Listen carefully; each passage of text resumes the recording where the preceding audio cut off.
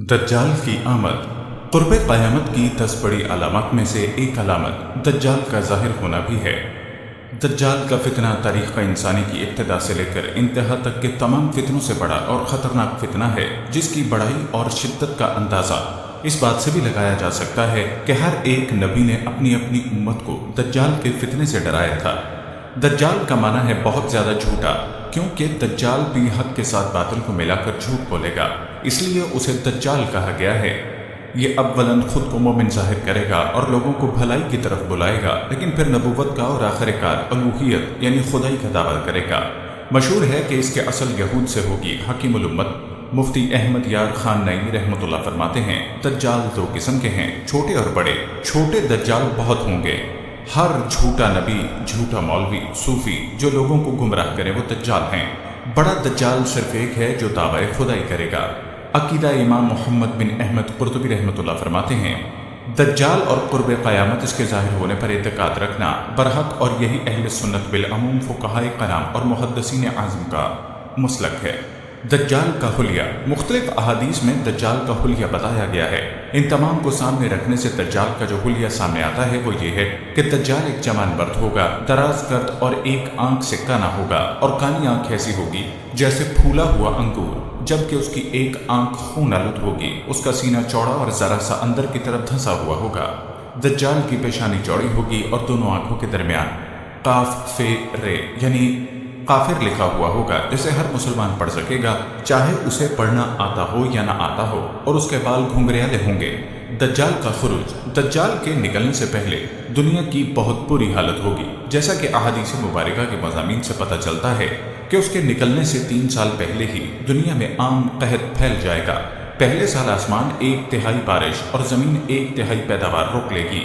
दूसरे साल आसमान 2/3 बारिश और ज़मीन 2/3 पैदावार, जबकि तीसरे साल आसमान सारी बारिश और ज़मीन सारी पैदावार रोक लेगी। हत्ता के आसमान शीशे का और ज़मीन तांबे की हो जाएगी। इस खुश्क साली के सबब तमाम चौपाए हलाक हो जाएंगे। फितने और कत्ल आम हो जाएंगे। आदमी एक दूसरे को कत्ल और जलावतन कर रहे होंगे। तब दज्जाल मशरिक की सिमत एक अस्बहान या खुरासान नामी शहर से निकलेगा। ग़िज़ाई किल्लत के अलावा इल्मी और रूहानी कहत भी बर्पा होगा। दीन के सिलसिले में लोगों में ज़ौक़ पैदा हो चुका होगा। उलमा और दीनदार लोगों की किल्लत होगी। ज़मीन पर क़याम की मुद्दत और चक्कर। दज्जाल ज़मीन पर 40 दिन रहेगा, जिसमें से हर एक दिन 1 साल के बराबर, एक दिन 1 माह के बराबर और एक दिन 1 हफ्ते के बराबर, जबकि बाकी अय्याम साल के आम दिनों की तरह होंगे। इस मुद्दत में दज्जाल अपने गधे पर सवार होकर सारी दुनिया का चक्कर लगाएगा। गधे का जुस्सा इतना बड़ा होगा कि दोनों कानों का दरमियानी फासला 40 हाथ के बराबर होगा। इसके गधे की रफ्तार के आलम यह होगा कि एक कदम उठाएगा तो 1 मील की मुसाफत तय करेगा, और रोए ज़मीन का कोई मैदानी, सहराई और पहाड़ी इलाका ऐसा नहीं बचेगा जहाँ वो ना जाएगा। अलबत्ता मक्का मुकरमा और मदीना तैयबा पर फरिश्तों का पहरा होने की वजह से उनमें दाखिल न हो सकेगा, बल्कि मदीना के बाहर दुलदुली ज़मीन में पड़ाव डालेगा और मक्का पाक में ज़लज़ले के 3 झटके आएंगे, जिसकी वजह से हर काफिर और मुनाफिक मदीने से भाग निकलेगा और दज्जाल सजा मिलेगा। उस रोज़ मदीना पाक हर मुनाफिक और फासिक मर्द और औरत से खालिस और पाक हो जाएगा। इसीलिए उस दिन का नाम यौमुल खलास, और बाज़ रिवायात के मुताबिक बैतुल मुक़द्दस और कोह तूर पर भी नहीं जा सकेगा। दज्जाल तरह तरह के शोबलों के जरिए लोगों का ईमान बर्बाद करने की कोशिश करेगा। हदीस मुबारका में है कि दज्जाल के साथ रोटियों के पहाड़ होंगे। दज्जाल के पैरोकारों के अलावा बाकी लोग सख्त तकलीफ में होंगे। इसके साथ 2 नहरें होंगी, जिसमें से एक को जन्नत और दूसरी को दोज़ख कहेगा। दर हकीकत जिसे वो जन्नत का नाम देगा वो दोज़ख, और जिसे वो दोज़ख का नाम देगा वो जन्नत होगी। उसके कहने पर आसमान से बारिश बरसेगी और लोगों के सामने वो एक शख्स को कत्ल करके फिर जिंदा कर देगा।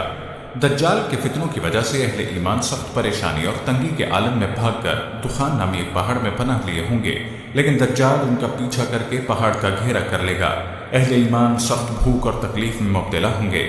तब अल्लाह पाक हज़रत सैयदना ईसा अलैहिस्सलाम को नाज़िल फरमाएगा। हज़रत सैयदना ईसा अलैहिस्सलाम को देखते ही दज्जाल ऐसे खुलेगा जैसे पानी में नमक घुलता है, और आप अलैहिस्सलाम दज्जाल को मुकाम लुत्फ़ पर कत्ल करें और उसके पैरोकारों में से किसी एक को भी जिंदा न छोड़ेंगे। एक मरतबा मैं समुंदर के सफ़र पर निकला। मुसाफिरों की कुल तादाद 30 थी और हम सब एक कश्ती पर सवार थे।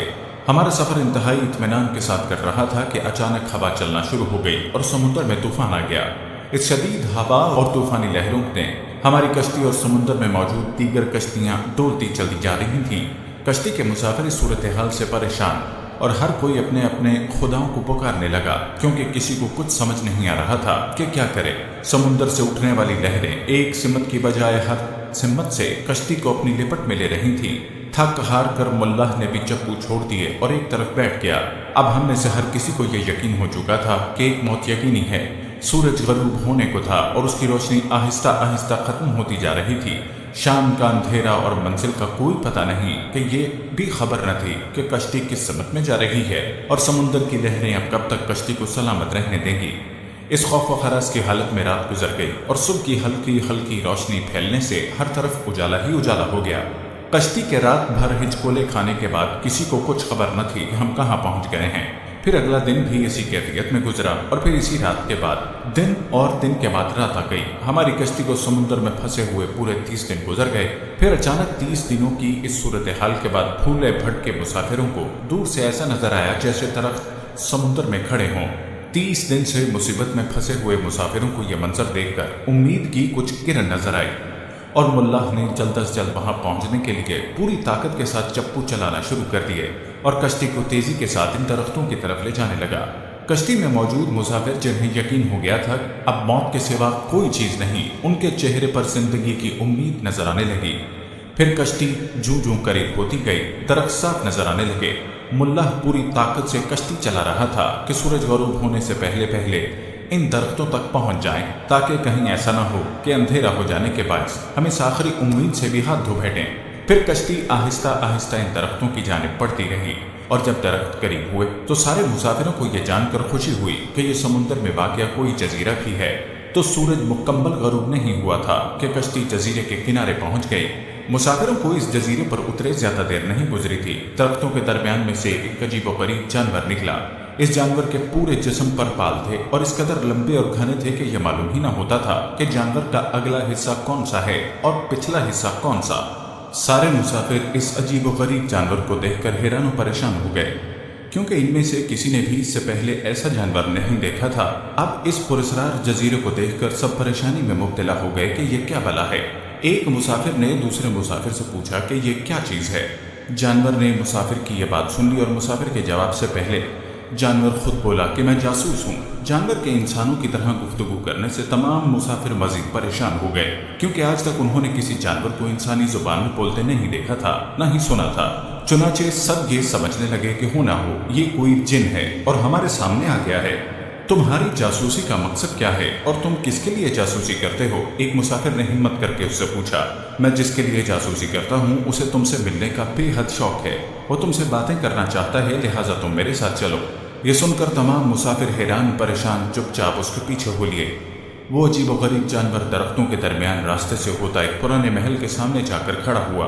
محل کو چاروں طرف سے بلند و بالا درختوں نے گھیر رکھا تھا۔ مسافروں نے وہاں پہنچ کر پریشان نظروں سے اس کی طرف دیکھا اور پھر جانور کی طرف سوالیہ نظروں سے دیکھنے لگے۔ جانور پھر آگے چلا اور سب مسافروں کو ایک بڑے دروازے سے گزارتے ہوئے محل کے اندر لے گیا۔ محل کے اندر داخل ہوتے ہوئے سب نے دیکھا ایک بہت بڑا شخص زنجیروں میں جکڑا ہوا تھا اور رہائی کے لیے کوشش کر رہا تھا۔ ہم نے اس سے پہلے اتنے بڑے قداور اور اتنے زیادہ روب والے شخص کو نہ دیکھا تھا۔ ایک مسافر نے ہمت کر کے پوچھا کہ تم کون ہو؟ میں کیا ہوں اور کون ہوں یہ تو تم جان ہی لوگے، پہلے یہ بتاؤ کہ تم کون ہو۔ اس نے سوال کرنے والے مسافر سے پوچھا۔ ہم عرب قبائل لحم اور جزام کے لوگ ہیں، اور ساتھ ہی اس مسافر نے اپنے آپ بیتی اور یہاں تک پہنچنے کی ساری داستان بتا دی۔ اس قید میں جکڑے ہوئے شخص نے کہا، ذرا مجھے نخلستان بسان کے متعلق تو بتاؤ، اس کے متعلق کیا جاننا چاہتے ہو؟ ایک مسافر نے پوچھا۔ خبردار، ان قریب ان پر پھل لگانا بند ہو جائیں گے، وہ قیدی غصیلے انداز میں بولا۔ پھر وہ مسافروں سے مخاطب ہوئے کہنے لگا، اچھا قبرستان کے دریاؤں کے متعلق تو بتاؤ۔ مسافروں نے کہا، دریا کے متعلق کیا پوچھنا چاہتے ہو؟ وہ بولا، اس میں پانی ہے۔ مسافروں نے کہا، ہاں اس میں پانی ہے۔ اس نے کہا، ان قریب اس کا پانی ختم ہو جائے گا۔ پھر وہ کہنے لگا، زفر کے چشمے کے متعلق تو بتاؤ، کیا پوچھنا چاہتے ہو؟ مسافروں نے کہا، یہی کہ چشمے میں پانی ہے یا نہیں، اور اگر وہاں پانی ہو تو پھر وہاں کے لوگ چشمے کے پانی سے کھیتی باڑی کرتے ہیں۔ پھر وہ پوچھنے لگا، اچھا مجھے یہ بتاؤ کہ امیوں کے نبی محمد صلی اللہ علیہ وسلم کے بارے میں؟ مسافروں نے جواب دیا کہ انہوں نے مکہ سے اپنی دعوت کا اعلان کیا اور اب وہ مکہ سے نکل کر یثرب میں موجود ہیں۔ کیا وہ عرب کے لوگوں کے ساتھ کوئی لڑائی لڑے؟ عربوں نے لڑائی میں ان کا ساتھ کیا سلوک کیا؟ قیدی نے پوچھا۔ جواب ملا کہ وہ بہت سے عربوں پر غالب رہے اور بہت سے عربوں نے تو ان کی عطا بھی قبول کر لی ہے اور اب وہ خود کو ان کی تابعداری میں رکھتے ہیں۔ یہ سنتے ہی وہ غصے سے فنکارا اور زنجیروں کو چھٹک دیا، پھر مسافر کو مخاطب کر کے بولا، میں اب تم کو خود کے متعلق بتاتا ہوں کہ میں دجال ہوں۔ تمہاری باتوں سے معلوم ہوتا ہے کہ مجھے یہاں سے نکلنے کی اجازت ملے گی، میں پھر اس جزیرے سے نکلوں گا اور 40 دن میں ساری دنیا گھوموں گا۔ دنیا کی کوئی بستی اور گاؤں ایسا نہیں ہوگا جہاں سے میرا گزر نہ ہوگا۔ ہاں، مکہ اور مدینہ جانا میرے بس سے باہر ہے، مجھے وہاں جانے کی اجازت نہیں۔ میں ان دونوں شہروں میں جانے کی کوشش بھی کروں تو فرشتے میرے سامنے رکاوٹ بن جائیں گے، ان کے ہاتھوں میں تلواریں ہوں گی اور وہ مجھ سے لڑیں گے۔ یہ داستان ہمیں ایک صحابی نے سنائی جو اسلام قبول کرنے سے پہلے عیسائی تھے۔ یہ عجیب و غریب واقعات دیکھنے کے بعد وہ آپ صلی اللہ علیہ وسلم کی خدمت میں حاضر ہو کر مسلمان ہو گئے۔